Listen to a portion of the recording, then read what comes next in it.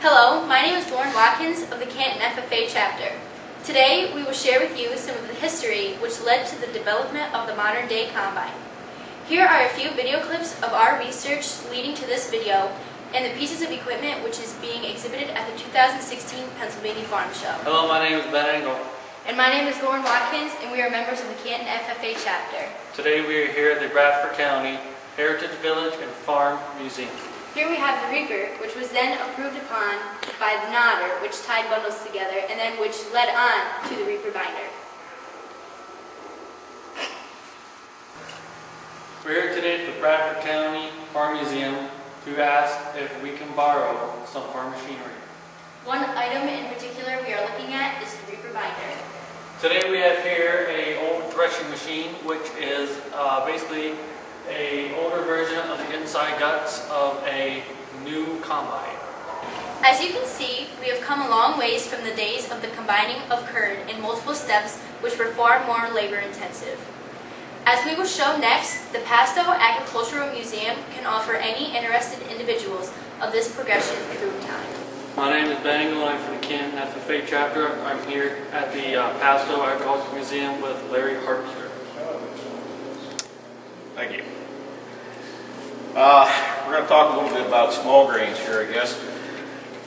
Actually, that's one of the oldest of the agricultural endeavors that goes back, I wouldn't say prehistoric, but when somebody decided to stop hunting and gathering and start cultivating some ground, small grains was probably one of the earliest ones around. We do have some samples here of small grains that are raised in Pennsylvania. Wheat, rye, oats, barley, buckwheat. All those grains are pretty commonly raised here in Pennsylvania. In the beginning, they believed that the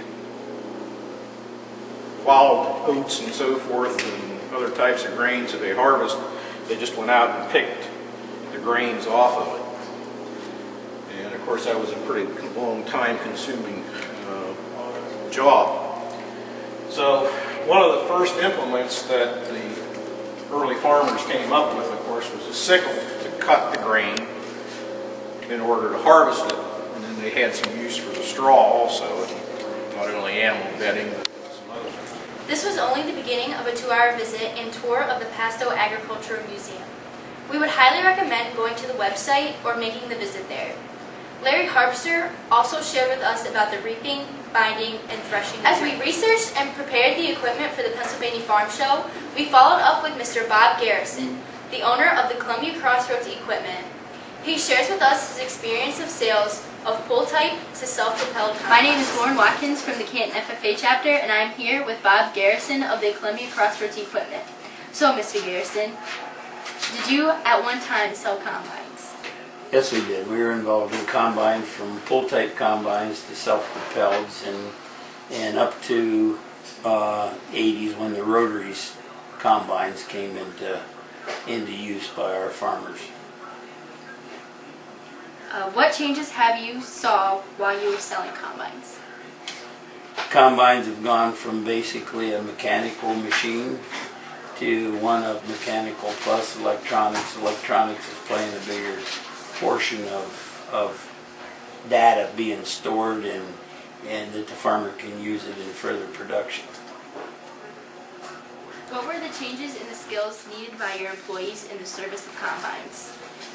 In technical training, and we were born in a generation where the computer wasn't a common everyday used item. So as electronics came in, we had to train our people to be more computer literate. That started in the 90s. Thank you. Hi, my name is Ben Engel from Canton FFA chapter. We're here with Bob Garrison, the owner of Columbia Crossroads. So Bob, what is your experience with older farm machinery and how it led up to the modern combine? Well, I'm a 1945 vintage, and our first job, we started out with a binder and a thrash machine, and that evolved into a pull-type combine that evolved into a self-propelled combine, and of course that was evolved into what we see today. big hungry machines that can devour a lot of acres. That the old machines, it was all, at one time it was all mechanical, and it was physical, and now it's become user friendly. As far as the operator is in there to make this big fancy new machine with a lot of technology built into it, function to devour acres, a lot of acres. So Bob, what do you think the current employment opportunities of people looking at combine and equipment technical service? I think there's a wide open field, and technical skills are getting to be harder and harder to find people that want to work with their hands and their minds.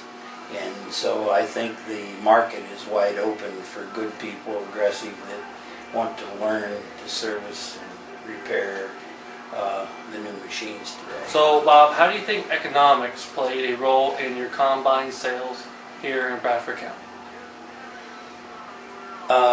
Combine sales are not near what they are in other geographic areas versus Bradford County. Although there is custom operators here that take care of our farmers in the acres that they produce and those crops being used to feed a dairy cow. A lot of it is cash crop area that we're not blessed with. If you go south of us and north of us, there's more acres available and more acres being utilized for grain crops. Thank you. Thank you for joining with us in our demonstration on the evolution of the modern combine.